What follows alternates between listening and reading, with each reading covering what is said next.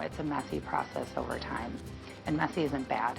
It's just, it's not like I sit down and everything just magically comes together, which I've learned to accept the longer I've been teaching. So.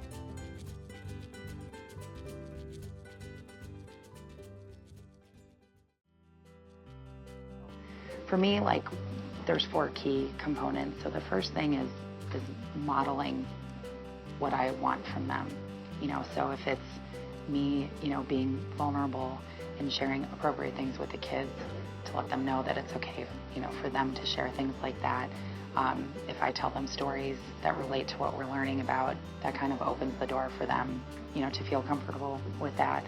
So definitely setting that tone for the environment in which we can have these kind of assignments and assessments. I guess another piece of it is creating opportunities to, I kind of call it like when the mom sneaks the vegetables into the meatloaf, where the kids are eating the vegetables but they don't know it. So doing little activities throughout the year that give me insights as to who they are, but just little bits at a time so it doesn't seem scary. So we do weekend checks on Mondays, so that helps me learn about what's important to them and what they do. We do quick writes at the beginning of class. They're not graded. So they just write about whatever they think and we have a conversation about it. So just creating little opportunities that help me gather information about them. And then the biggest piece of it is I used to be in marketing before I was a teacher, and I was also a toy buyer, and which was not fun. It's not Tom Hanks and Big, but what my biggest responsibility was forecasting sales.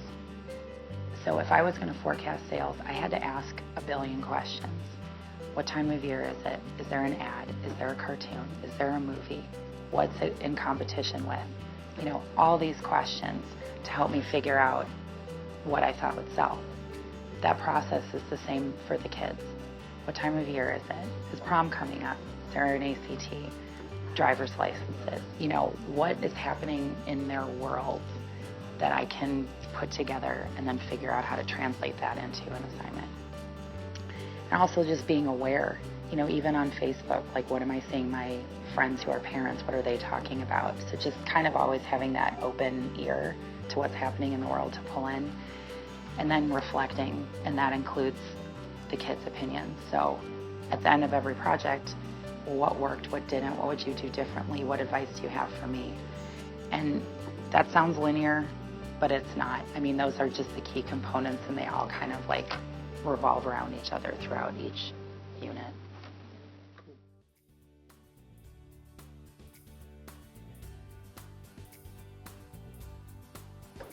Honestly, the whole experience was pretty memorable for me. I went on a hike with my sister, and on my hike I didn't have my phone, and I was talking to strangers on the way and stuff, and it was just a good experience. When I got to the top, the view was amazing, and I didn't have to worry about if I had a Snapchat or if I got a text from someone, And I had met some pretty cool people on the way that showed us a cool trail, so it was just a pretty memorable day. It was really fun. Well, mine was going to talk to new adults that I didn't know, and it was very uncomfortable for me at first, but once I started conversations, I was more comfortable and confident talking to them, and that was just a good feeling and a good experience. Probably the most memorable thing for me was go up to a stranger and have a conversation with them. And the one guy I went up to, and he kind of pushed me away. I was like, hey, how are you doing? He's like, no, not today. So then that kind of stuck with me. But I guess that's just real life, so I had to deal with it. The most memorable part about this project was, I would say, would be the experience of doing what was most uncomfortable. Because we wrote down a list of 10 things that would make us uncomfortable. And then she picked 3, or we picked 3 that was most uncomfortable, and she picked 1 out of the 3 that we had to do that would make us uncomfortable. And what she chose for me was I had to sing in front of a lot of people, and I did that at our show. It's called Cabaret, and sung a solo in front of a ton of people.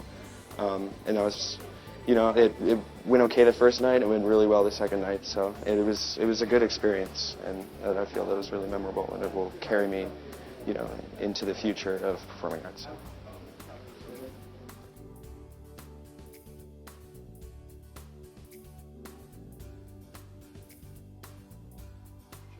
I think just having the resume outline where we're able to put in our new jobs and just be able to take that to a different interview if we need to. Just having that right there so we don't have to redo it every time would be really helpful in the future. Also learning specific interview skills, like posture and specific ways to answer questions, and how to properly shake someone's hand. So I would definitely say the resume template that Ms. K gave us, because that's something that I could use until I'm 40 or 50, and it's just really helpful. And all the skills that people came in and talked to about us, about posture, how we're supposed to dress, always bring copies, just little things that can go a long way.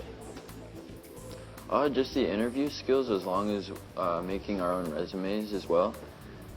Just having that piece of paper that I can take to job interviews moving forward that might help set me over my competition is really helpful, and just how Ms. K helped us work through it and worked with us on it was very helpful as well.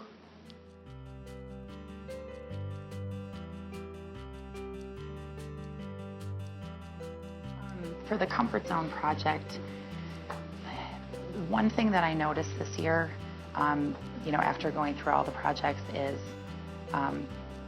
there are more kids this year who are used to taking public transportation than there were last year.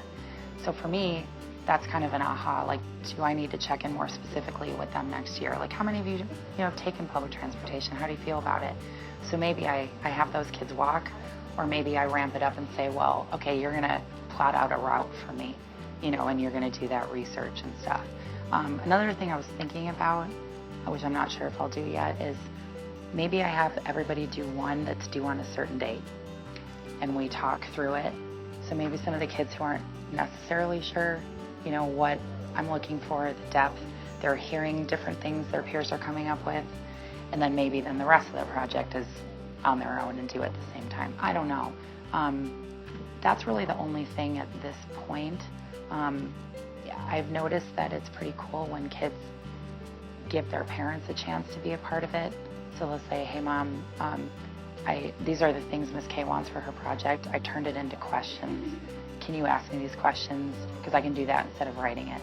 So I might have more parent involvement.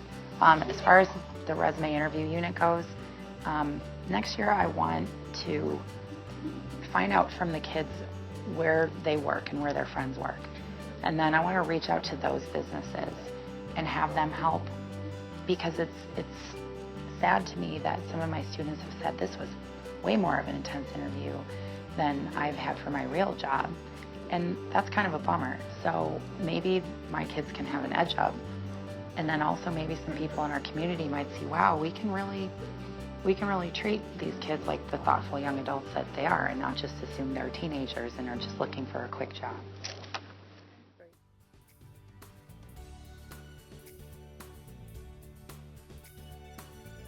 Even coming up with their own ideas for projects that would be like this, for situations that would happen in reality, such as jobs or doing things that are uncomfortable and just talking to people.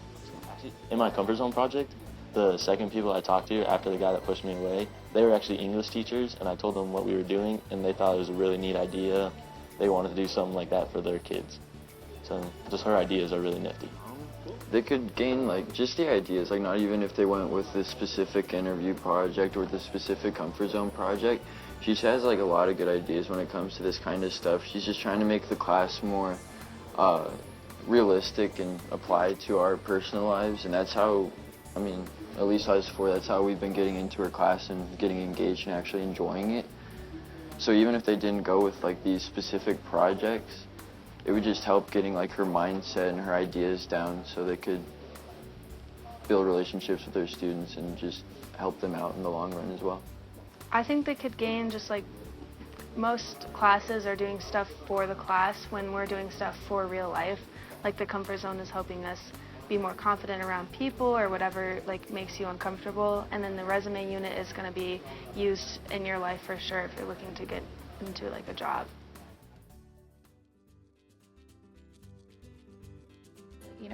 I know that this can be scary, for some teachers. For me, if someone told me I had to come up with a schedule, that would freak me out. So I know that for some teachers, maybe this is a little uncomfortable for them. So I would just say to go slow. Just, look for some little opportunities that maybe connect to their lives. Maybe bring in some TED Talks or This I Believe essays or music, lyrics or something. Just start little. Get familiar with whatever the content is. And then once you start to get feedback from the kids, then go a little deeper and a little deeper. So don't try to do everything all at once or do it because it looks cool. Do it a little bit at a time, ask for help, ask your kids for help, and, just roll with it and don't stress out if it doesn't work the way that they think it should work in their head.